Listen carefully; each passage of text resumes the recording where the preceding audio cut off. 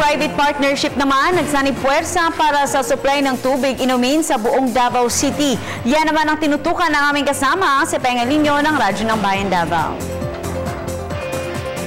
10 bilyong pisong pondo ang inilaan ng Apo Agua Infrastructure Incorporated o AAII ng Aboitiz Power para sa pagpapalawig ng supply ng tubig mula sa Tamugan River lungsod ng Davao.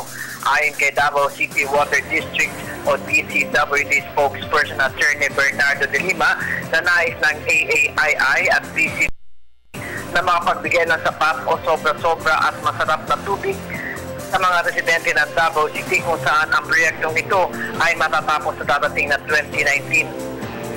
2 bilyong piso naman ang pondong gagamitin ng DCWD para sa paglalagay ng karagdagang reservoir at distribution lines.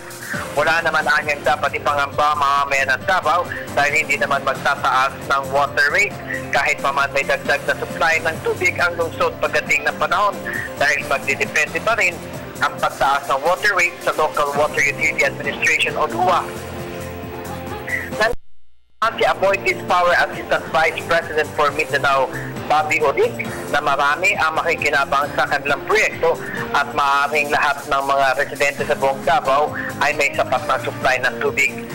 Ayon naman kay Davao City District 1 Councilor at Chair ng Committee on Environment Leonardo Avila na ang pinakatamang ilog na maaaring makapag-supply na maiinom na tubig ay ang Tamugan na may AAA pagdating sa potable, quality at lahat ng mga requirements para sa maiinom na tubig. Matatandaan ng Davao City ang may pinakamasarap na tubig sa buong Pilipinas.